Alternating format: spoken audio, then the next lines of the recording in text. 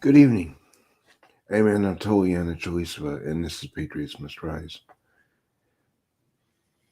In this episode of Patriots Must Rise, I want to stress very much how much of a contradiction of interest, how much of a conflict of interest it is that the very people that are trying to keep their jobs have control over how the elections are run. If that doesn't ring true with the people that are watching this, it should. Anyway, let's talk about it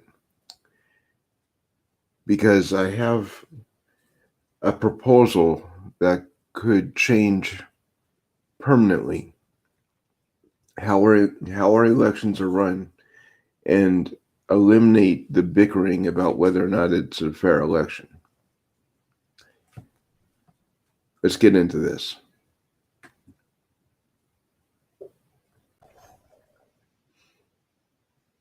Okay, so let's get into this. First of all, I want to talk to you about why elections have consequences. We knew ever since 1972, when Joe Biden first got onto the political scene, that he was corrupt and even proud to be corrupted. Okay. We've known for decades that Ukraine is basically the money laundering capital of the world for corrupt politicians. Whatever problems Ukraine has, the rest of the world raises money to help them with. They kick back a percentage of the swindled taxes that would have otherwise been put into the coffer.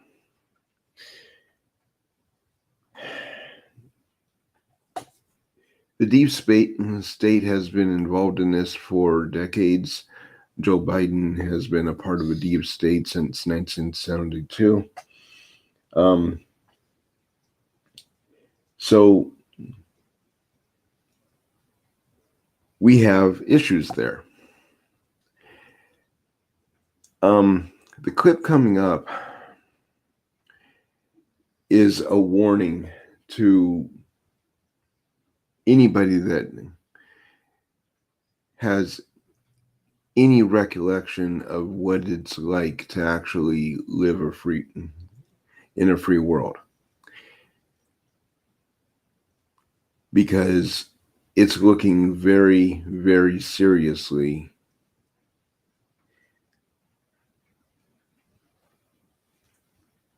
that the Biden administration is staging a nuclear attack on Iran.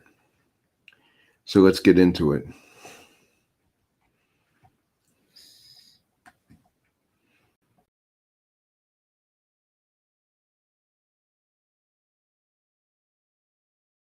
What's going on, guys? It's Greg here, aka NY Prepper. It is Monday, November 6th, 2023, and I have an emergency alert to share with you guys. Right now, it is 12:49 p.m. Eastern Time here in the United States, and we have some major breaking news coming out of the Middle East. So I want to update you on what's going on over there. So the latest information that I have is that apparently a U.S. nuclear bomber flew over Saudi Arabia today. This was a B-1 Lancer, and it was equipped with a sniper pod. Now, the sniper pods are used for military aircraft that provide positive target identification, autonomous tracking, GPS coordinate generation, and precise weapons guidance from extended standoff ranges. Okay, so basically a target locator, a target finder, a target designator. That's what a sniper pod is. And this is very, very concerning. It means that the U.S. is preparing for a standoff with Iran and possibly other players in the Middle East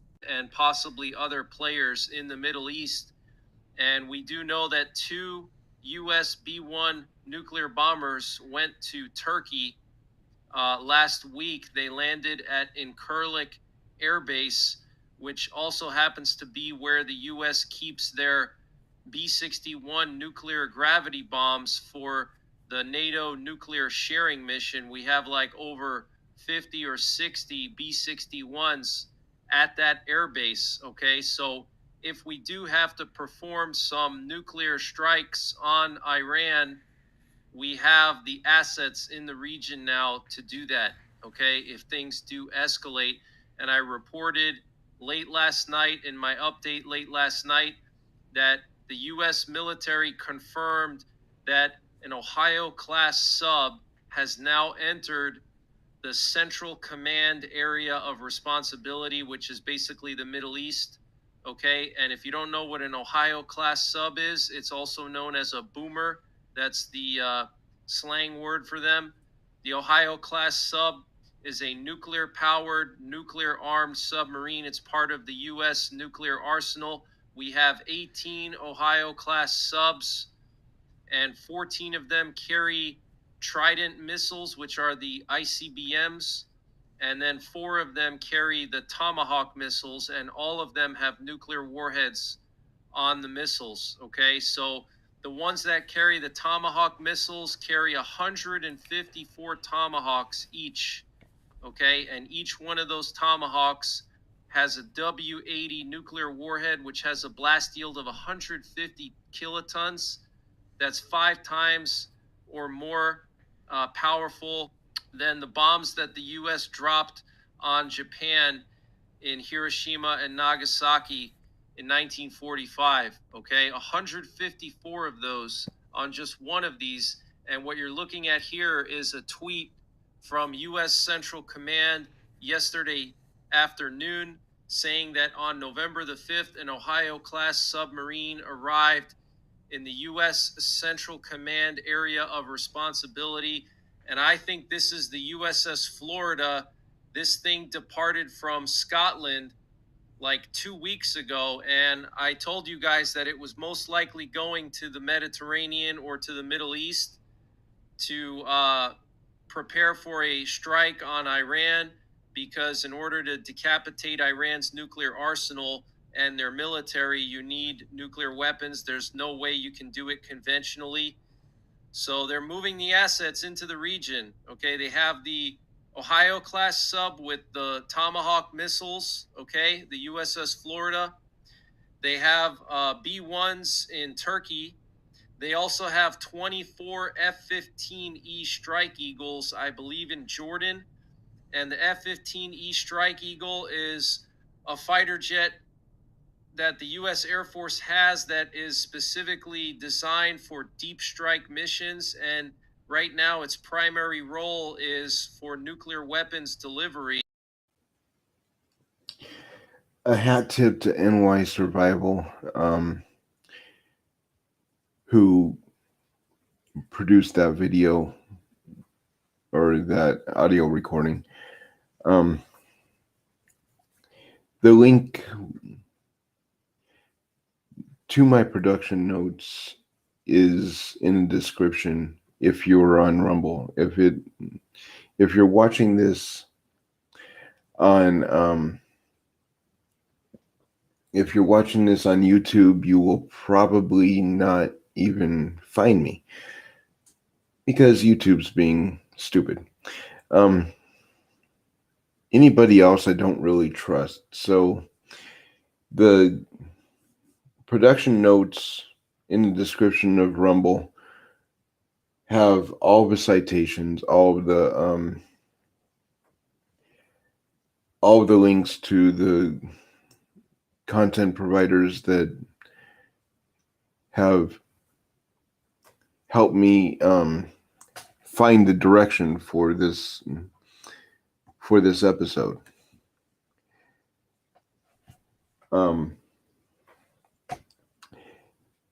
NY Survivor or New York Survivor. I think it stands for New York Survival. Has been a very credible source. I don't know a whole lot about him, but he's able to produce information that is available, but it's hard to find, and you have to know where to look in order to actually find it. So he's much appreciated. Okay, so we're on the brink of a nuclear war. Nuclear weapons are already being staged in the Middle East to attack Iran, which I, to be honest, don't have a problem with. Okay, they've been nothing but tyrants my entire life. But would we be in this situation if the people's choice for the presidency actually was sitting in the White House right now? I don't believe so. And the reason I don't believe so is because throughout Donald Trump's first 4 years, he was the president of peace. Negotiations on the table for warring factions that had been warring for generations, and multiple presidents have tried to actually be the negotiator. They weren't able to do it. Trump was. So I do not believe that it would have actually been the issue that it is now, because we have the shrill for the military-industrial complex in office, an office that he didn't even earn. So how do we keep that from happening again? Well, to begin with, when this country was started, the government holding a role in the fair election process actually made sense, because we didn't have the technology to safeguard against government corruption. We didn't have the technology to safeguard against any corruption, but we do now. It's called blockchain. And what I'm proposing is actually a pretty cool idea that my dad came up with, and I'm all about it, because the way the blockchain works is if you tamper with it, if you tamper with the transaction in order to make it bigger or smaller, the blockchain figures that out, and the transaction just isn't sent. Okay, so if we use that for voting, not only do we have the advantage of not having to have these stupid ballot boxes that these liberals love to stuff, or these mail-in ballots that stole an election in 2020. But we already have the infrastructure for it. Everybody has a cell phone. Okay. If you want to register to vote, you simply go to a hospital, put your DNA on file, That's your verification and verification of ownership of the phone that is in question. The reason that I'm going with DNA is because it proves who you are. If you're able to get the test, it proves that you're an American citizen. In order to get the phone in the first place, you have to show a valid ID. And that's already completely in place. They can't say anything about it being racist because, well, I've never met a black man that doesn't have a cell phone. Let's just get real. Now, there is a conflict of interest that I want people to think about and think about hard. When the people that want to keep their job are in charge of the standards that would get them fired. And that's what an election is. It's trying to change the government peacefully so we don't have to abolish it in ways that they don't want us to do. Because like it or not, there's more of us than there are of them, and they know it.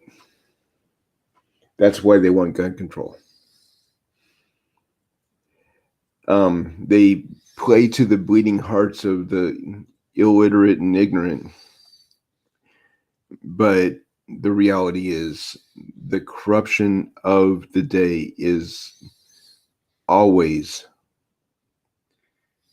looking for ways to keep themselves safe.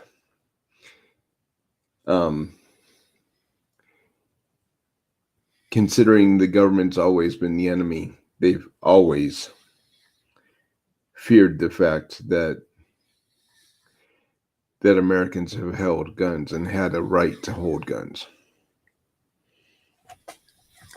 So we have a major conflict of interest with the government making laws in how an election is actually run. Now, ultimately, once the vote is counted on the blockchain and it goes through to the government, they would have to eventually certify it. You're not getting rid of the government involvement completely, but you are getting rid of the blatant corruption that has been spitting in our faces for generations. Barack Obama wasn't elected. Neither was Bill Clinton. But here we are. If we make these subtle changes, getting rid of the ballot boxes, getting rid of the mail-in ballot, giving them a 24-hour window to vote, and after that, your vote doesn't count because you have the device right there in your hand. You have no reason to be complaining that you didn't have a chance to vote. I think even the left would have to say, yeah, that's fair. This is something that I've been playing with. I've been investigating the possibilities of a blockchain powered voting system for a while.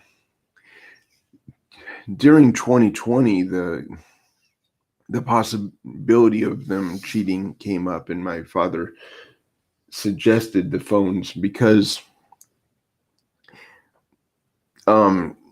game shows like Dancing with the Stars and and Survivor and a few others actually have the communicate to the producers via text message to vote for whatever, and millions of views. They certify it within seconds.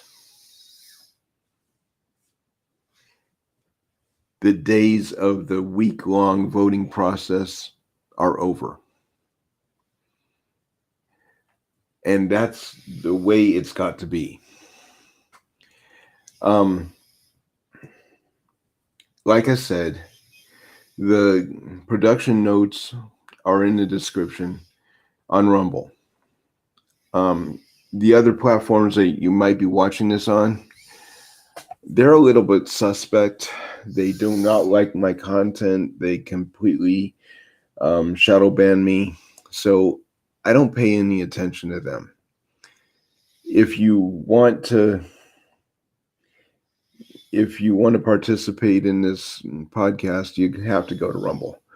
If you like the content of this podcast, the QR code in the upper right-hand corner, right hand to me on the screen, anyway, is a link to the PayPal account, and we would greatly appreciate some kind of support. Also, the newsletter gives you a chance to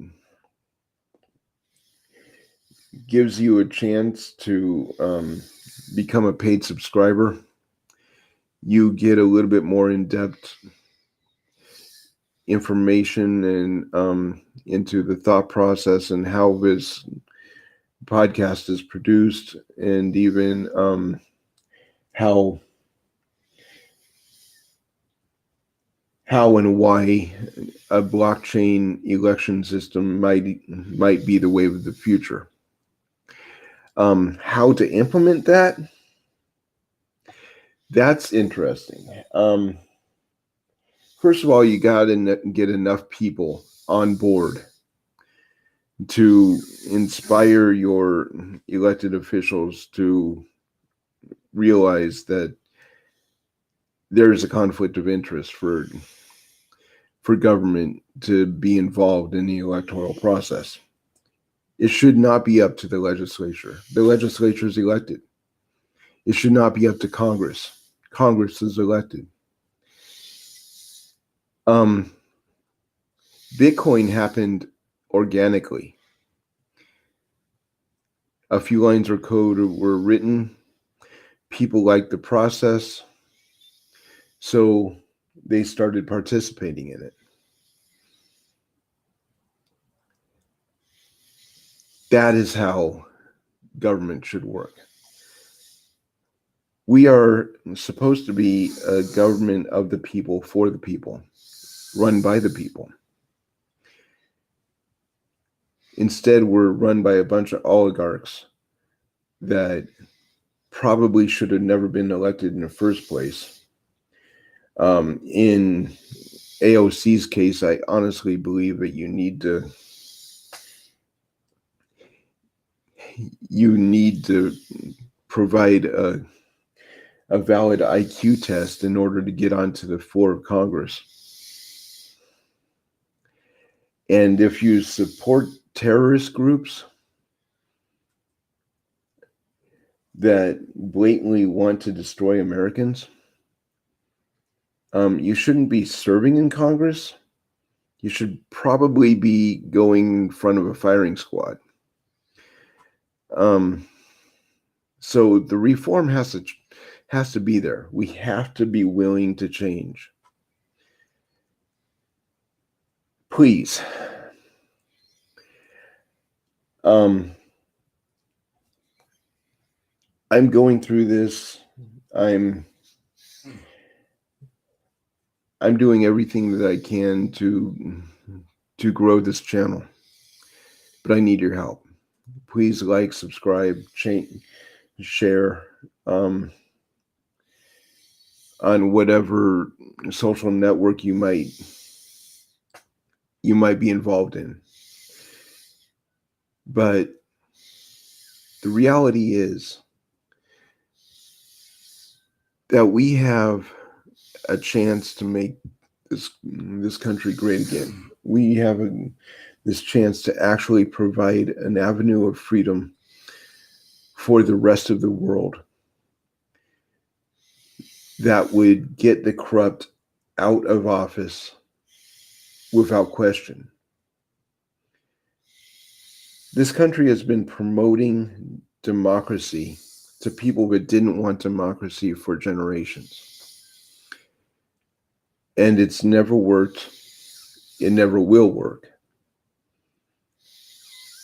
But with a true, secure election that is not run by the very people that have a conflicting interest in how it's run, because they're the ones that don't want to lose their job,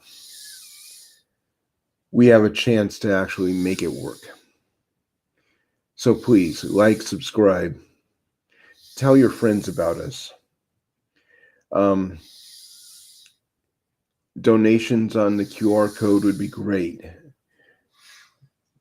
Everybody's having hard times. Our family is no exception. But the most important thing, most important of all, is I ask you to live free, die well, and love your neighbor as Christ has loved you. And I mean that sincerely. Have a good day.